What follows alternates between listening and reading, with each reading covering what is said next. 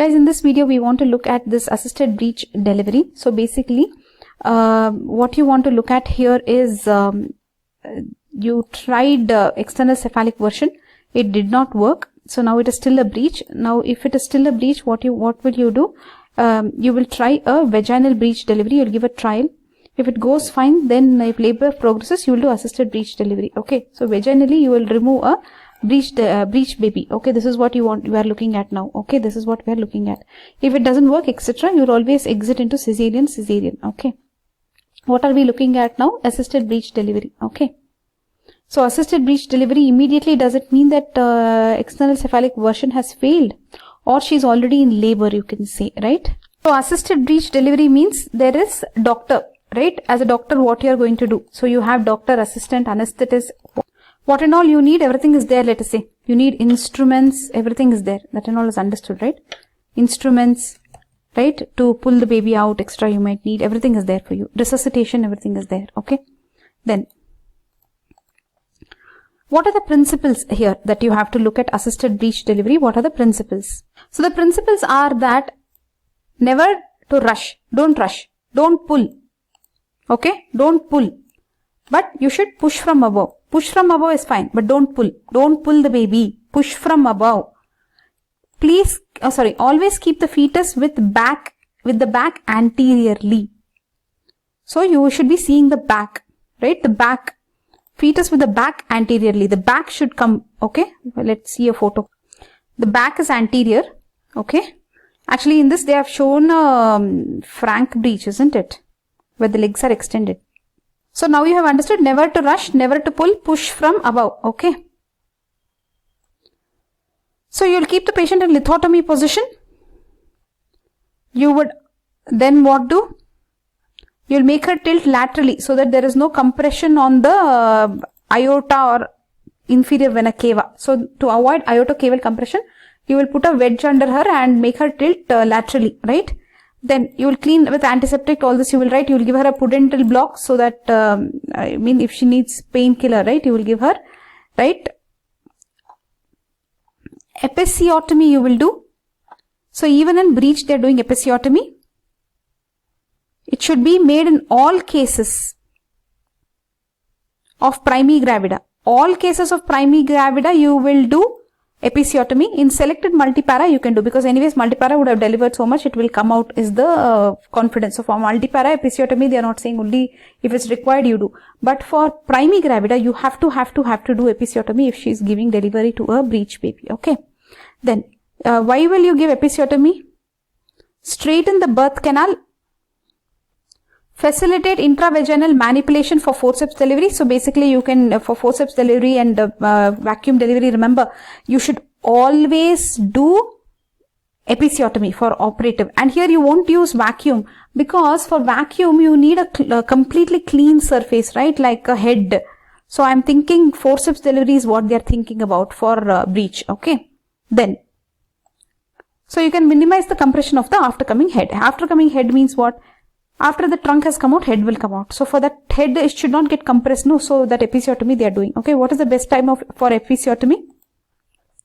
When the perineum is distended and thinned, okay, as if it is climbing the perineum. So if remember at the height of the contraction, what they will do, when the perineum is distended and it is thinned, then they will give the episiotomy. Okay. Patient is encouraged to bear down, so she has to push, right? And then there is something called as no touch to the fetus policy until the buttocks are delivered. So until the buttocks are delivered, don't touch the fetus. Let it come out. Okay. So ask the mother to push. Then soon after the trunk up to the umbilicus is born, the following are to be done. So soon after the trunk up to the umbilicus is born, what will you do? You have to do something now. Once till the umbilicus is born, you have to do something. So see, if the legs are extended like this, how they showed, you have to tap. Okay, you have to tap on the popliteal fossa, is it? Pressure on the knees, popliteal fossa. Umbilical cord, you should make sure it's not in the way. You're pulling it down and making it to one side. to minimize compression. Okay, so you should make sure that umbilical cord pulled down, mobilized to one side, so minimize compression. Okay, so hasty delivery, etc., you should not do. That's what they are saying. Don't rush, don't pull. If the back remains posteriorly, rotate the trunk to bring the back anteriorly. This is what they're telling always. Back should be anterior. Back should be anterior. See, the back is anterior, right? The back is to the anterior part of the mother. It is front. It is what is up, right? Baby is wrapped with sterile towel. So you will hold the baby with the towel. So baby also will get support and it will not feel cold, etc. How's it going, people? Till umbilicus it has come out, let us say. Now they want to deliver the arms. So basically, they're just saying assistant should put pressure on the fundus, okay, especially during this contraction. Okay, they'll put pressure here, the assistant, and the arms flexed is what we like. They can hook down below each elbow. So which arm comes first is immaterial, they are saying, and you should hold the baby like this by the feet with the sterile towel, right, when the arms are being delivered.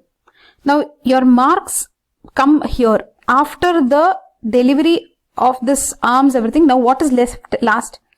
Arms are gone. Now next what is coming? Head has to come. So the delivery of the after coming head, you have some techniques. You should write this in the exam. Bern-Marshall method. You can see here the baby is left to allow to hang by its own weight. You would have wrapped it by the way, isn't it?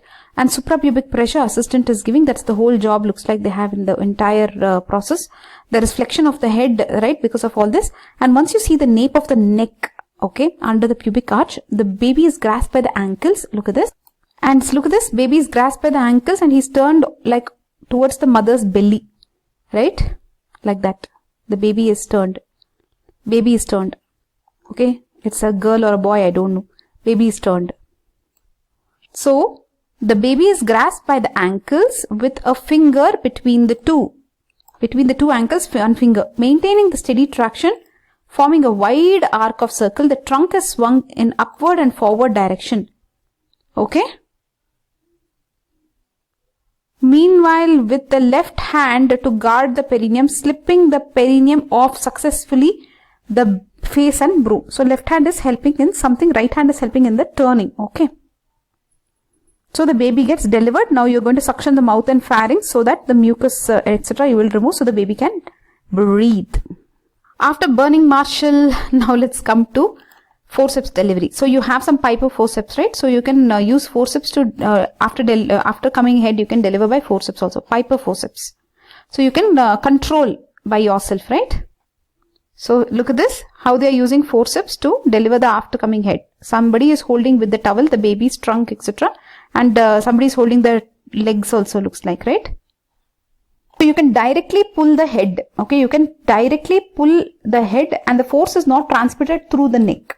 Like in Bern-Marshall technique looks like. Directly you're holding the head, okay.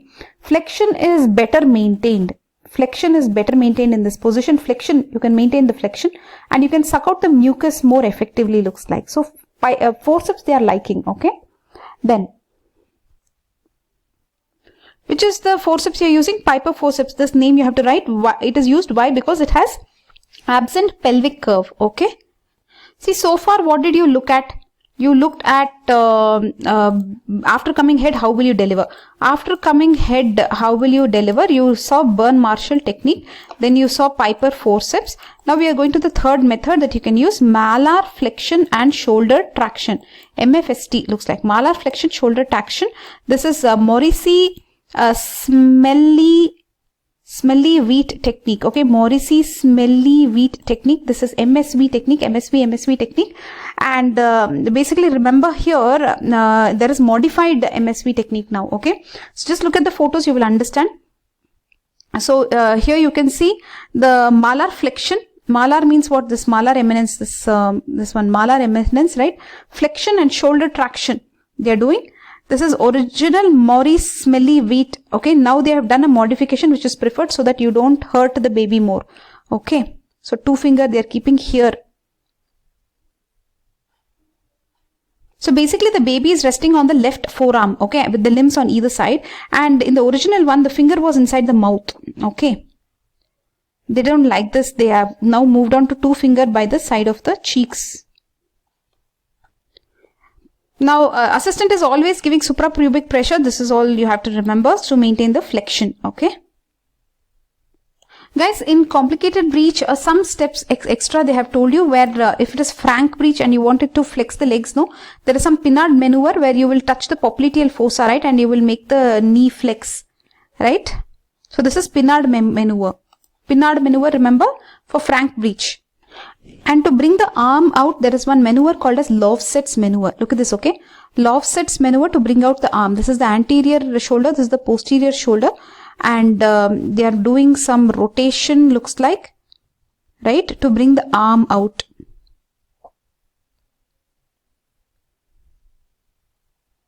Lovset's maneuver. So guys, I think we have covered breech delivery, how we will do assisted vaginal delivery of breech we have covered. That's it for now in this video. Bye bye.